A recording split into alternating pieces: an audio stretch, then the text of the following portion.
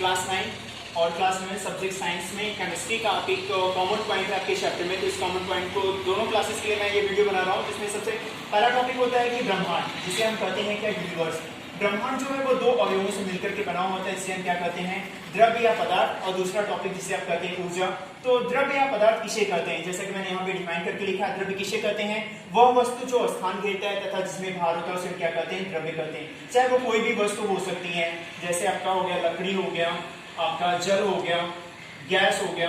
तो कोई भी वस्तु जो पाई जाती है, सभी वस्तुएं कुछ न कुछ स्थान घेरती हैं तथा उनमें कुछ न कुछ भार होता है, तो ये द्रव्य कही जाती है। सेकेंड पॉइंट आपका टॉपिक है क्या, ब्रह्मांड का दूसरा जो अवयव जिसे हम कहते हैं ऊर्जा, यानी कि एनर्जी आप कहते हैं। ऊर्जा किसे कहते हैं, आपने पढ़ा होगा, कार्य करने की क्षमता को हम ऊर्जा कहते हैं। और ऊर्जा का एक रूप से दूसरे रूप में रूपांतरण होता है, ना तो इसे नष्ट किया जा सकता है, ना ही उत्पन्न किया जा सकता है। तो नेक्स्ट टॉपिक अब हमारा स्टार्ट होता है कि द्रव्य या पदार्थ हम किसे, द्रव्य या पदार्थ का वर्गीकरण। तो स्टूडेंट यहाँ पे द्रव्य पदार्थ का वर्गीकरण हम करते हैं तो दो प्रकार से करते हैं, एक भौतिक वर्गीकरण और दूसरा होता है टॉपिक में आपके क्या, रासायनिक वर्गीकरण। भौतिक वर्गीकरण में जब द्रव्य का वर्गीकरण करते हैं तो सबसे नंबर 1 पे आता है ठोस, नंबर 2 पे आता है द्रव, नंबर 3 पे आता है गैस।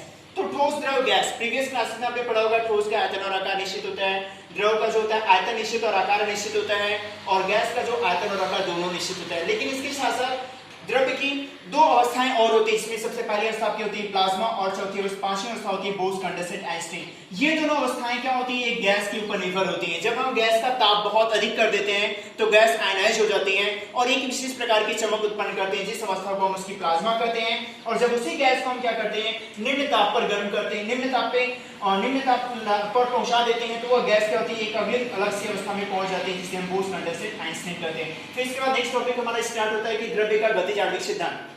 द्रव्य का गतिज आणविक सिद्धांत किसे कहते हैं, द्रव्य अति सूक्ष्म कणों से मिलकर के बना हुआ, जैसे हम क्या कहते हैं, परमाणु या अणु कहते हैं। सबसे फर्स्ट पॉइंट आपका हो गया।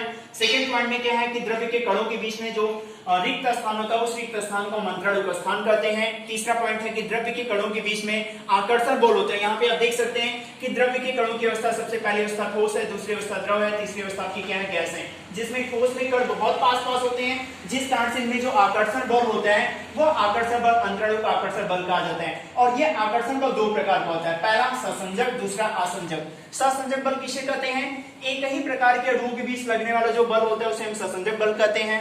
और भिन्न भिन्न पदार्थों के बीच लगने वाला, प्रकार के अणुओं के बीच लगने वाला जो बल होता है उसे हम आसंजक बल कहते हैं।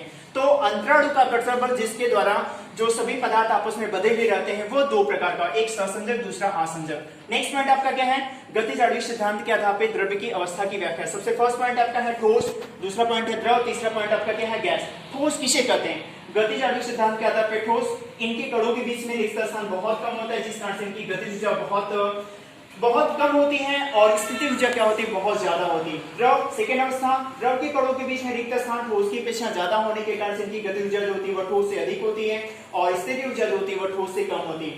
नेक्स्ट पॉइंट आपका क्या है, गैस। गैस के कणों के बीच में रिक्त स्थान जो होता है वो बहुत ही अधिक होता है। आप स्ट्रक्चर में यहाँ पे देख सकते हैं, इस स्ट्रक्चर में तो इनकी गतिज ऊर्जा सबसे अधिक और इनकी स्थितिज ऊर्जा सबसे कम होती है। अब नेक्स्ट पॉइंट पे आते हैं, भौतिक वर्गीकरण के बाद हम रासायनिक वर्गीकरण पे। जब हम द्रव्य का रासायनिक वर्गीकरण करते हैं तो ये दो प्रकार के होते हैं, पहला शुद्ध पदार्थ, दूसरा अशुद्ध।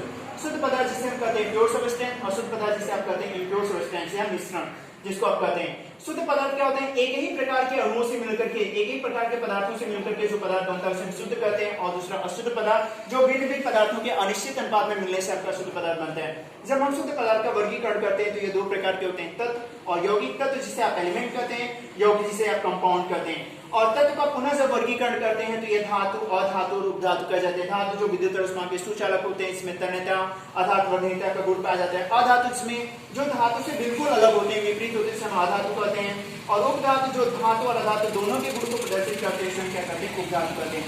यौगिक, जब हम यौगिक का वर्गीकरण करते हैं तो यौगिक दो होते हैं, एक अकार्बनिक यौगिक, दूसरा कार्बनिक। अकार्बनिक से इनऑर्गेनिक कंपाउंड कहते हैं, कार्बनिक यौगिक जिसे आप कहते हैं ऑर्गेनिक कंपाउंड। अकार्बनिक यौगिक जो जैव पदार्थों को छोड़ करके अन्य पदार्थों से प्राप्त होते हैं उसे अकार्बनिक यौगिक कहते हैं, यानी कि अर्थात जो धरातल से प्राप्त होते हैं, पृथ्वी के धरातल यानी खनिज पदार्थों से अयस्क के रूप में प्राप्त होते हैं, उन्हें हम अकार्बनिक यौगिक कहते हैं। और कार्बनिक यौगिक किसे कहते हैं, वे पदार्थ जो जैव पदार्थों से प्राप्त होते हैं, यानी जंतु और वनस्पतियों से प्राप्त होते हैं, इसमें कार्बोहाइड्रेट, प्रोटीन, फैट्स, ये सभी चीजें आपके आती हैं। और उसके बाद लास्ट होता है जब इनका हम द्रव्य का रासायनिक वर्गीकरण करते हैं तो हम कहते हैं अशुद्ध पदार्थ या मिश्रण।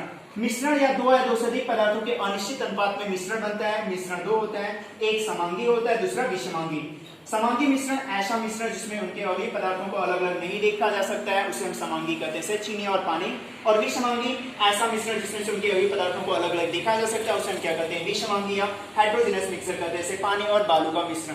तो ये आपका एक जनरल टॉपिक है। इसके बाद नेक्स्ट पार्ट आपका नेक्स्ट सेम किया जाएगा। थैंक्स।